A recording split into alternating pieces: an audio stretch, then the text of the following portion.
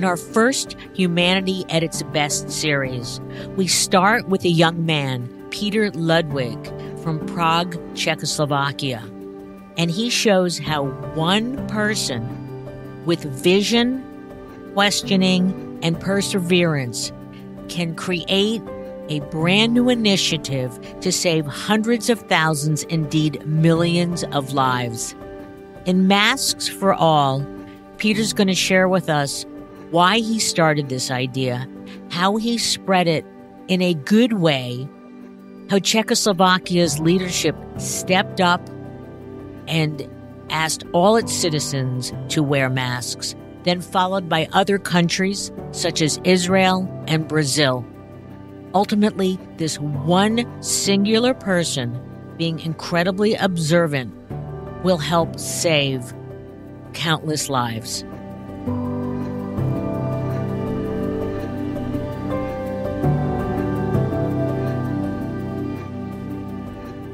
Hi, my name is Peter, and I live like 50% in New York and 50% in Prague. And I had a flight from New York to Prague to Europe, and I was the only one on board that had a face mask. And it was just the day after Donald Trump said that they are going to cancel all flights from Europe to the US.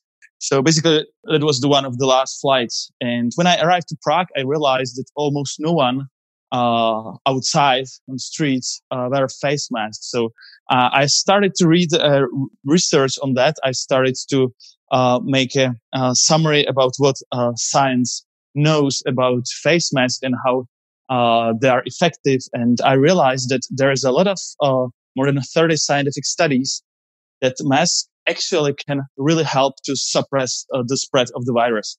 So I made a first video. It was in Czech language, and it went viral here in this country. And I asked some influencers to share their picture with a face mask.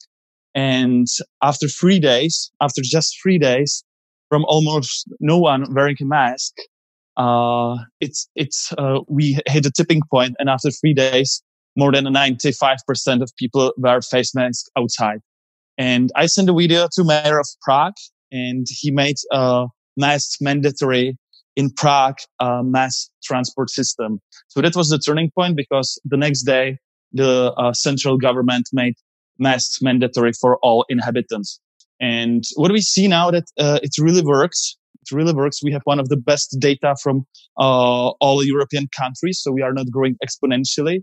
We have just 50 deaths in the whole history of the outbreak. So it seems that masks can really prevent the spread of the virus.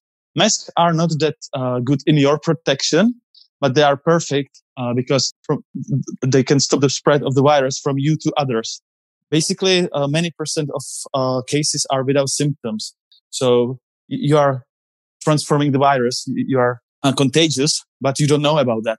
So, and if you wear a face mask, it can stop like 95 to 100% of droplets, micro droplets that you expose when you breathe, when you cough.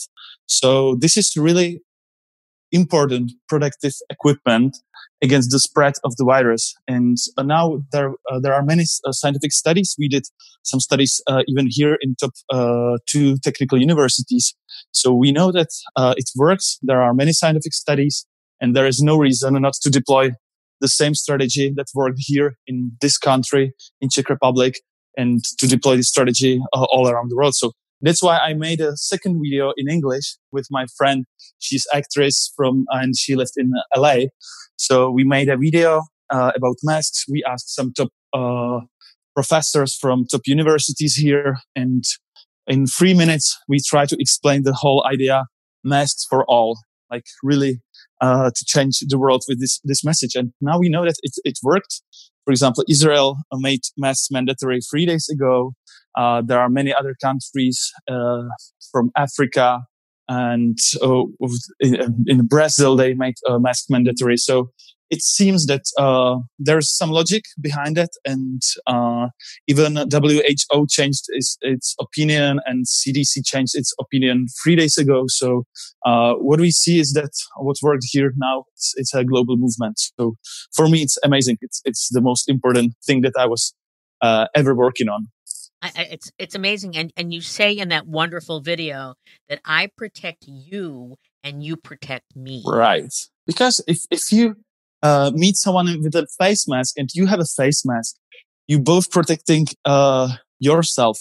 So it's a selfless reason to wear mask, not just a selfish, but there is a selfless reason. So, and if you both wear a mask, you are both protected. So that's why it's so important to deploy the movement and to like ask people to wear face masks, because we should have more than 80% of people wearing face masks. If it's only few of them, it doesn't work, because then it's not protective at all. But if most people wear a face mask, then you can stop the virus in just a few weeks, because there is no way how to transfer the virus to others. So, and if you see the data, and many countries are still growing exponentially, we have to act really quickly in that. We don't have a time for that. So every hour counts. Every hour count, every minute counts. Right. So I guess in this country, what we would wish is that President Trump would do his next press conference wearing a mask, and that he would be a great leader in doing that.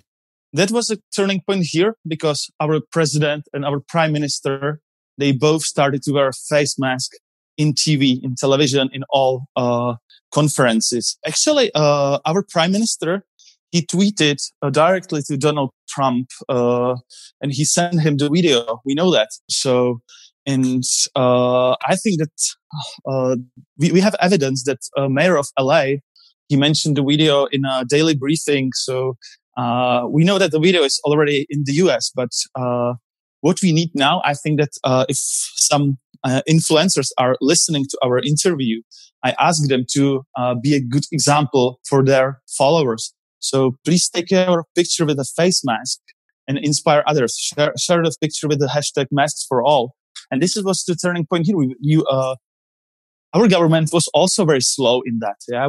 And there were no masks outside in stores. So what we made was a movement based on like normal people and based on influencers.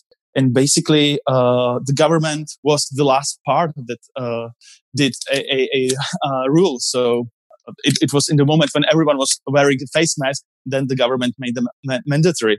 But the first part of the movement were influencers, because in the beginning, people were laughing to those with face masks. But if you see your favorite actress or favorite singer wearing a face mask, then you realize that it's normal. So I ask if some influencers are listening to us, please do that. Share your picture and with the face mask. Well, Peter, I'm thrilled that we connected. What you're doing is so critical for the world. What do you do when you're not creating brilliant ideas like masks for all? I'm actually keynote speaker and writer. I wrote a best-selling book, The End of Procrastination. So, and I'm working on a new book about purpose at work. So, basically, it really resonates with this situation. The importance is the importance to have a strong sense of purpose in life. So, and there is a lot of scientific studies that the more purpose you have a lower risk of depression, you are more fulfilled, and so on. So strong sense of purpose is my key topic now. So I do a lot of keynotes, a lot of talks about importance of purpose in life. I think that the key message now is to really be responsible and to really act quickly. So wear face masks, wash your hands, stay at home, and if we will be lucky, we can survive that in just few weeks. So.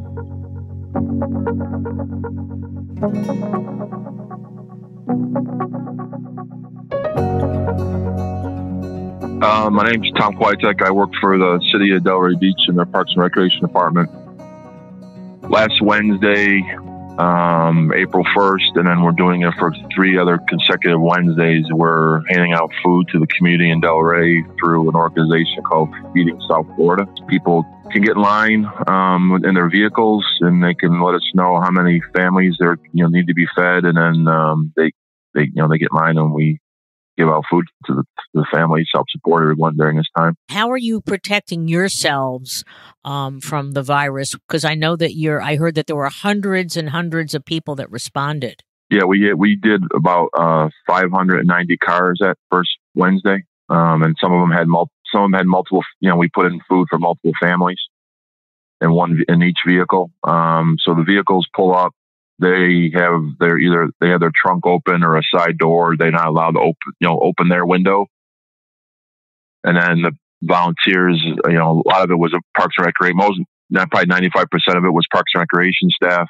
We're there. We have gloves on. Some of us had masks on, things of that nature. So you don't really come in contact with anybody, but you just put all the items in their trunk of the car, and they go through different stations, and then they had to fill out some information for the organization, right, for their tracking purposes, and then they just pull off. So. And how many volunteers did you have? We probably had close to 20 that day, I would imagine. Like 95% of it was our Parks and Recreation staff from Delray. I mean, that was just a tremendous amount of caring and really helping out. How did people feel about doing it? I mean, obviously, it's as a working for a municipality like I do, and all my other coworkers do. Something that we do daily. We give back to the community and work for the community. We do it every day. So I mean, but obviously, there's tough times we've done in the past. Several years ago, we had all the hurricanes. We gave out, through FEMA, ice and water and all that stuff. Kind of part of our responsibilities as city employees. And do you think that in talking to the volunteers, and obviously some of them are your employees, that they're going to do more of this ongoing after the pandemic recedes? Yeah, I mean, like I said, we're scheduled to do it again this coming Wednesday, and then I'm not sure if they have different sites all throughout Palm Beach County, Broward, and Dade. On their website, they have a list of sites where people can go on there and look and see where they're handing out good food and things of that nature. So we're reaching out and servicing a lot of people, not just in Delray, throughout Palm Beach County and all of South Florida that a really difficult time. So I think we're all trying to do our part and do what best we can.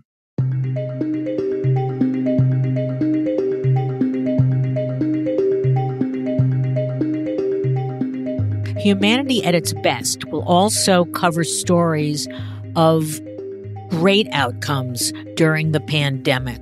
I'd like to share one from The Observer, which is an Oregon paper. It's about a gentleman, Bill Lapshes, who at 103 contracted the coronavirus. The outcome was very positive.